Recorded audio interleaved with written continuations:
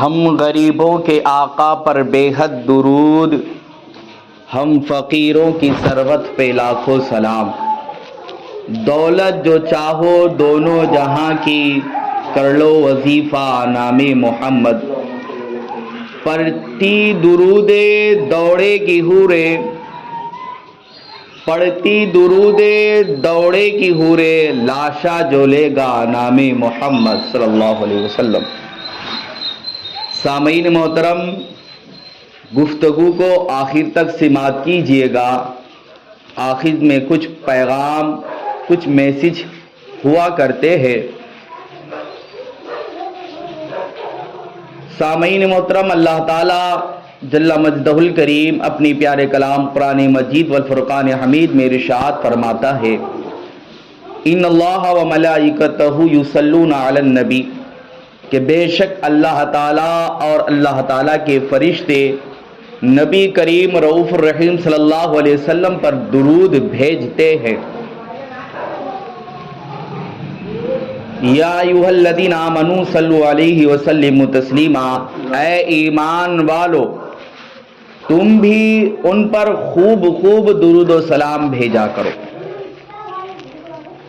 اللہ تعالیٰ نے اس آیت بینات میں پہلے ذکر فرمایا کہ اللہ اور اس کے فرشتے درود بھیجتے ہیں، پھر کہا، ڈائریکٹ نے کہہ دیا کہ درود پڑھو۔ اللہ تعالیٰ نے پہلے ارشاد فرمایا اللہ تعالیٰ اور اس کے فرشتے نبی پر درود بھیجتے ہیں۔ اے ایمان والو، کس سے مخاطب ہوا اللہ تعالیٰ؟ کس سے کہہ رہا اللہ تعالیٰ؟ ایمان والوں سے۔ اے ایمان والو تم بھی محمد صلی اللہ علیہ وسلم پر خوب خوب درود و سلام بھیجا کرو۔ اللہ تعالیٰ نے حکم دے دیا، ہم اللہ تعالیٰ کے بندے اور حضور صلی اللہ علیہ وسلم کے امتی ہے۔ اب ہمارا فریضہ ہے، ہمارا یہ بندگی کا انداز ہونا چاہیے، ہماری غلامی اس طرح ہونی چاہیے کہ ہم اس آیت بینات پر عمل کریں جو قرآن پاک ہمیں حکم دے رہا ہے، اللہ تعالیٰ کا پیغام ہم تک پہنچا رہا ہے۔ کیا کہ اللہ اور اس کے فرشتے نبی پر درود بھیجتے ہیں۔ اے ایمان والو تم بھی ان پر خوب خوب درود بھیجو، صرف درود نہیں بلکہ خوب خوب درود بھیجنے کا حکم دیا گیا۔ سامعین محترم، حضرت خلیفہ اول ابو بکر صدیق رضی اللہ تعالی عنہ بیان فرماتے ہیں کہ ہمارے پیارے آقا صلی اللہ تعالی علیہ وسلم کی بارگاہ بیکس پناہ میں درود شریف بھیجنا، یہ درود شریف بھیجنا، یہ درود شریف پڑھنا گناہوں کے لیے ایسا ہے، گناہوں کو ایسے مٹاتا ہے یہ درود شریف جیسے کہ آگ کو ٹھنڈا پانی بجھاتی ہے، اس سے کہیں زیادہ یہ مؤثر ہے، اس سے کہیں زیادہ یہ طاقت رکھتا ہے درود شریف گناہوں کو مٹانے کے لیے۔ حضرت ابو بکر صدیق رضی اللہ تعالی عنہ آگے بیان فرماتے ہیں کہ پیارے آقا صلی اللہ تعالی علیہ وسلم کی بارگاہ میں درود شریف پڑھنا، یہ درود شریف پڑھنا، یہ درود شریف بھیجنا انسان کو اپنی جان، پیارے آقا صلی اللہ علیہ وسلم سے محبت کر کے اپنی جان سے زیادہ افضل و اعلیٰ سمجھنا ہے۔ اور حضرت ابو بکر صدیق رضی اللہ تعالی عنہ آگے یوں بیان فرماتے ہیں کہ پیارے آقا صلی اللہ تعالی علیہ وسلم کی بارگاہ میں درود شریف پڑھنا، درود شریف بھیجنا ایک غلام کو آزاد کرنے سے زیادہ افضل ہے، زیادہ بہتر ہے۔ سبحان اللہ!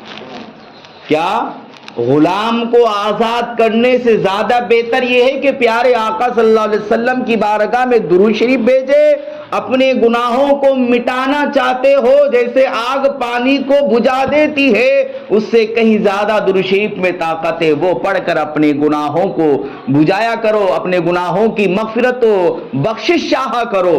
اور حضرت ابوبکر صدیق یہ بھی فرماتے ہیں کہ حضور صلی اللہ علیہ وسلم سے ایسی محبت کرو کہ اپنی جان سے زیادہ افضل و اعلیٰ سمجھو۔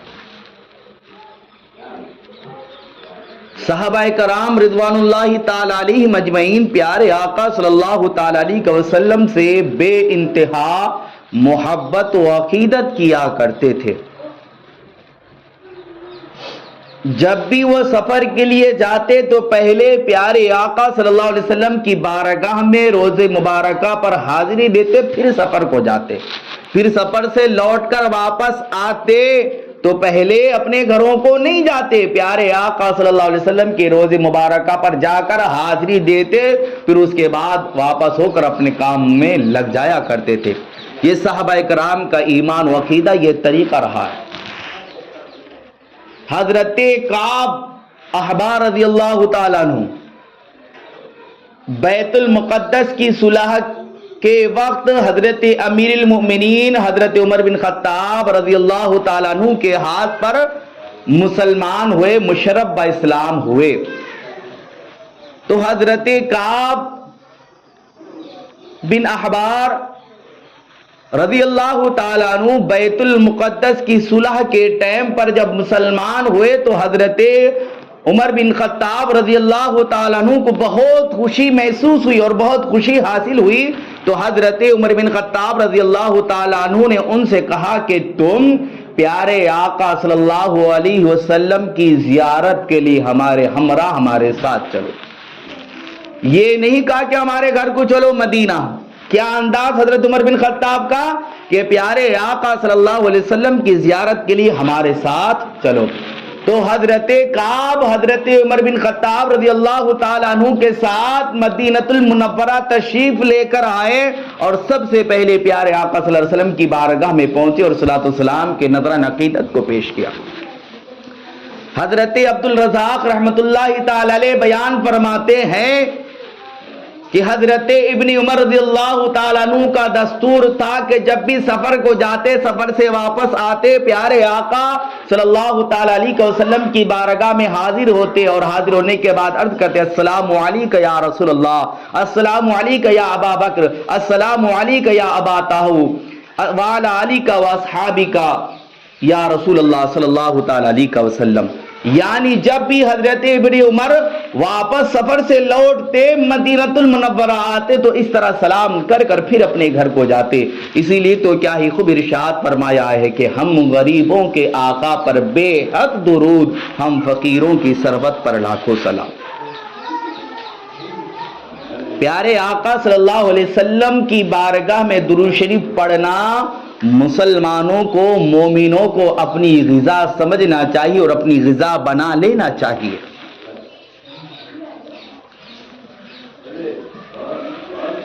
قیامت کا واقعہ پیارے آقا صلی اللہ علیہ وسلم ارشاد فرماتے کہ وہاں کی ہولناکیاں کیا ہوں گے، وہاں کا منظر کیا ہوگا، وہاں کی حالت کیا ہوگی۔ فرماتے ہیں کہ حضرت آدم علیہ نبینا علیہ الصلوۃ والتسلیم قیامت کے دن اپنی اولاد کو دیکھ رہے ہوں گے کہ کون سی اولاد جنت میں جا رہی ہے اور کون سی اولاد جہنم میں جا رہی ہے۔ حضرت آدم علیہ نبی علیہ الصلوۃ والتسلیم ہرا جبہ پہن کر ہرا جبے میں وہاں پر کھڑے رہ کر ملاحظہ فرما رہے ہوں گے، دیکھ رہے ہوں گے۔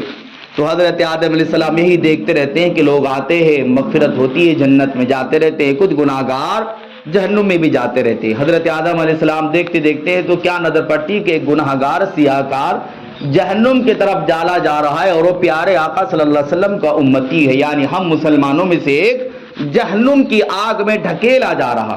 تو حضرت آدم علیہ السلام کی جب نظر اس گناہگار پر پڑتی ہے تو ہمارے پیارے آقا جناب احمد مجتبی محمد مصطفیٰ صلی اللہ علیہ وسلم کی بارگاہ میں حاضر ہو کر ارشاد فرماتے ہیں کہ تمہارے فلاں امتی کو فرشتے جہنم میں ڈالنے کے لیے لے جا رہے ہیں۔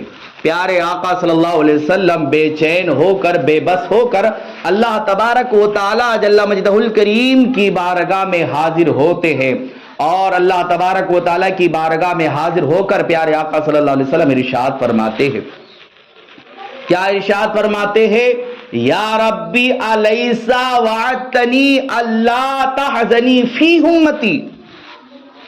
اے رب کائنات، کیا تو نے مجھ سے وعدہ نہیں فرمایا تھا میری امت کے متعلق مجھے غمگین نہیں کرے گا؟ تو اللہ تبارک و تعالی جل مجدہ ارشاد فرماتا ہے کہ تمہیں کس امتی کی وجہ سے غم پہنچا ہے، آپ رنجیدہ ہوئے ہیں. پیارے آقا صلی اللہ علیہ وسلم ارشاد فرماتے ہیں کہ فلا امتی، وہ جہنم میں ڈالا جا رہا ہے. اللہ تعالیٰ فرشتوں کو حکم دے گا کہ اس امتی کے اعمال کو اور ایک مرتبہ تول لو، اس کا وزن کر لو. فرشتے جو پہلے پیارے آقا صلی اللہ علیہ وسلم سے کہہ چکے تھے کہ یہ گناہ گار ہے، ہم اللہ تعالیٰ کے حکم کی اطاعت کر رہے ہیں، اس کے نیکیوں کا پلہ ہلکا ہے، اس کے گناہ زیادہ ہیں، ان کا وزن زیادہ ہے. اللہ تبارک و تعالیٰ کے حکم سے فرشتوں نے دوبارہ اس کے نام اعمال کو تولا. تو پیارے آقا صلی اللہ علیہ وسلم نے ایک کاغذ کے پرزے کو، ایک کاغذ کے ٹکڑے کو اس نیکیوں کے ترازو میں، پلے میں رکھ دیا.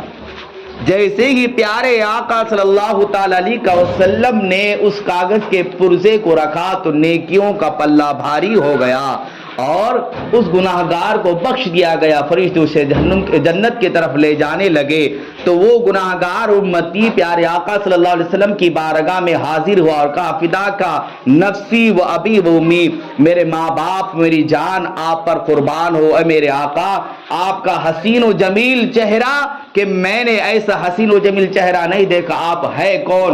اور وہ کاغذ کا ٹکڑا کیا تھا؟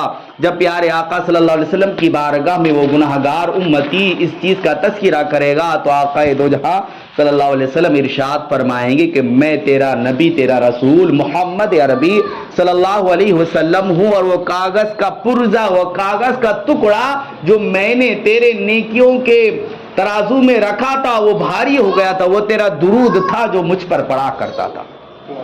سبحان اللہ، ماشاء اللہ. پیارے آقا صلی اللہ تعالی علیہ وسلم کل قیامت کے دن درود شریف پڑھنے والے گناہ گار کی بخشش، درود شریف کے جو پرچی، جو کاغذ ہوں گا، اس کے ذریعے اسے بخشوا کر جنت میں لے جائے گا. سامعین محترم، پیارے آقا صلی اللہ تعالی علیہ وسلم کی وہ ذات بابرکات ہے کہ پیارے آقا صلی اللہ تعالی علیہ وسلم نے ایک مرتبہ ارشاد فرمایا. کیا فرمایا؟ کہ جو انسان محتاجی اور تنگدستی کی وجہ سے پریشان حال ہے وہ روزانہ 500 مرتبہ میرے اوپر درود پڑھے، وہ محتاجی اور تنگدستی سے محفوظ و معمور ہو جائے گا.